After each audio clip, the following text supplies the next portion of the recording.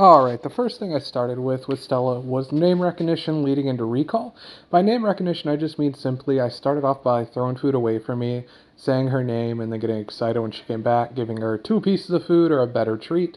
And eventually I transitioned that into the come command, so I'd say Stella come, and if she came over to me, I'd lure her into that sit you just saw there and reward her, and eventually it evolves in what you'll see later in the video outside, which is if she comes, rewarding her; if she doesn't, correcting it. So long and short, it just started as a simple game you can do in the house where I tossed a piece of food out, called her back, and gave her more than one piece of food or a better treat. Remember, recalls, so the come command means you have to follow through. If you say Stella come, she has to come back to you. If she doesn't, you'll see later in the video what you need to do yourself. If you just say Stella, like Stella girl, something along those lines, that's a more informal call to you, and that's okay if they don't necessarily follow it.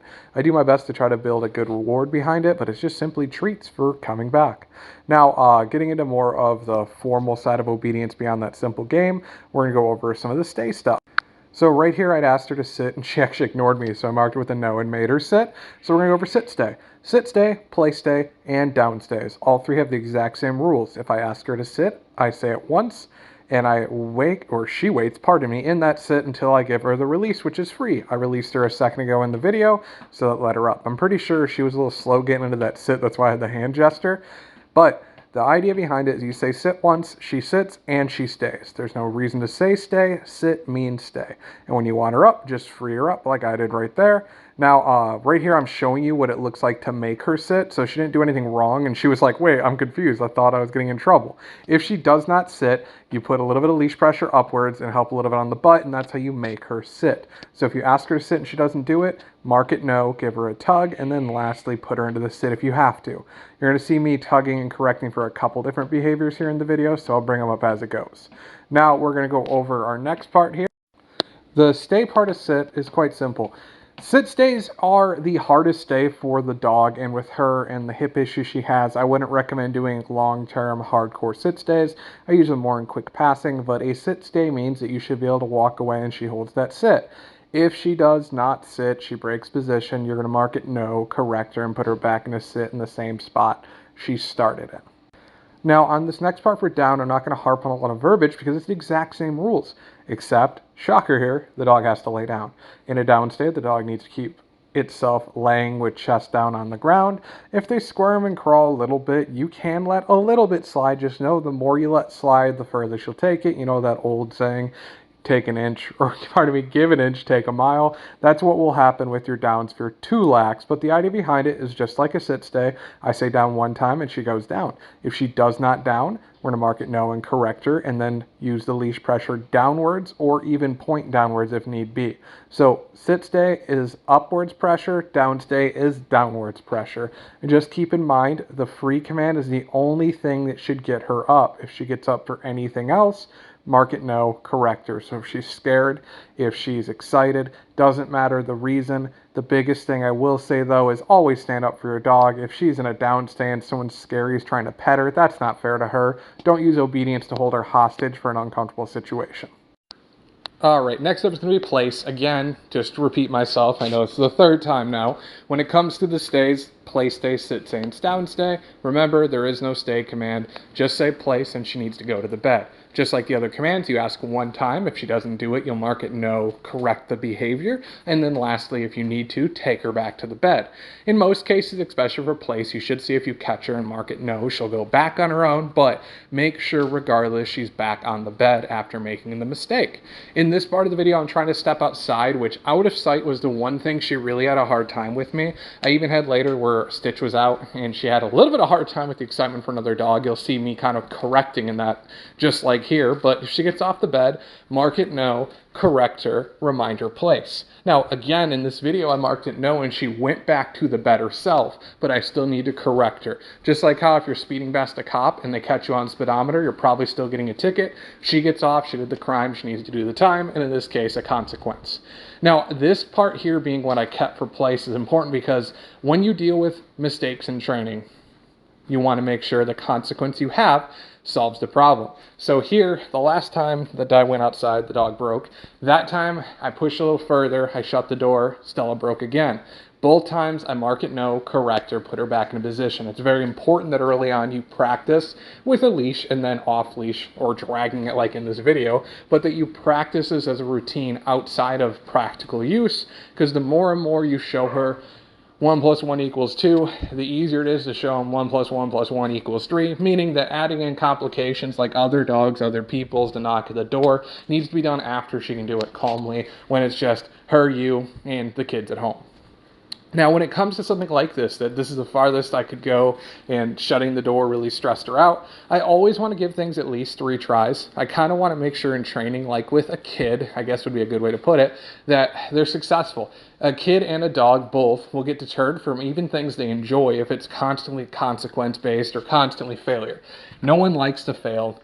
And that goes very much so with training. If you try something like this and it's too hard and she keeps making the same mistake, sometimes if you correct the behavior and they keep making the same mistake, you need to slow things down, or even for a rep or two, take a step back. So notice how I gave up on the door there. Doesn't mean I give up on doing it ever, but I switched just walking around her and rewarding her. She made another, actually she got freed there, never mind. Sorry, I can kind of forget because record this video and play it back a little later. But when it comes to consequences in training, a dog needs to be successful about 80% of the time in training, or you're doing it wrong, pushing too hard or whatever you want to put in there. Maybe not rewarding enough, maybe it's just too much, over threshold. Regardless, we're going to go over recall now outside. So for recalls outside, like with my birds, I marked it with a come. She did not come, so I gave her a light pop of the leash, and then she came a running. She's supposed to come over to me and offer a sit. So Goober was a little excited, wanted her treat, but she can't get it until she sits down. I'm using a retractable leash in this video just like I'll do in the go home lesson, and I'll also show you how to do it with a long leash instead of the retractable. But when it comes to doing recall work, you say, Stella, come. If she comes, good girl, reward her, give her a cookie. If she doesn't, you'll mark it no, give her that pop, and then get her back to you and reward her. So that first rep, she didn't come back at all. The second rep there, she didn't offer the sit. She very much was interested in the birds in this video. That's why I did it where I did for this. But regardless, make sure you end it the same way consistently. If one thing you listen to from this video, make sure you are consistent. Come means get back to me and offer that sit before I release you. Place means get on the bed till I tell you free. Sit means sit. Down means down. And leash walking, which we're going to go over here in a couple minutes, means loose leash walking. So when it comes to recall practice, make sure you always reward for success and make sure it is fun. Don't only ever recall your dog back inside from running around the yard. And don't expect the recall to work 60 feet out if you haven't even gotten them to do it inside your living room. So remember that part of the beginning, start there, do a little bit of that treat reward inside the house, and then transition into doing work outside. We can also do some work when I come out for the follow-up lesson in your home in case she's giving you a hard time with it, go over the logistics and all that. I'm not going to have a lot to say on place again, but showing place on a different kind of bed on a different day or a different session, actually, it's same clothing. When it comes to the place day, right now she knows how to do it on the soft bed and the elevated bed. In time, if you're consistent, she can place on virtually anything that she can get on top of. The more defined the edges, like the rimming of this bed or the elevated one, the better she'll do. But make sure with place, if you do a new object, that it's the same exact rules as anything else. So I'm going to leave this part in here of just showing her doing a little bit of place work.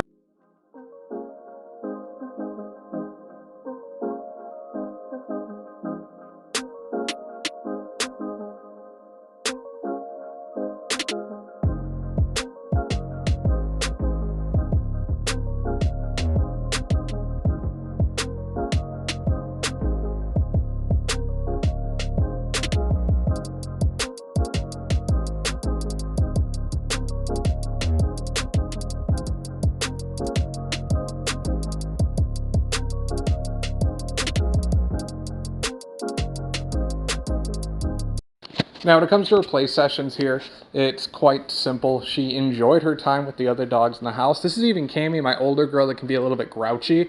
Being completely honest with you, it was kind of a whim that I let them interact. Cammy was very, very bubbly that day and kind of playbout as Stella was going out for a potty break. So I said it wouldn't hurt to give a try, and they hung out and played together. Now, Cammy's a very bouncy, animated dog, and she's another female that can sometimes be crabby with other female dogs, but neither of them had a hard time at all. They actually really enjoyed each other.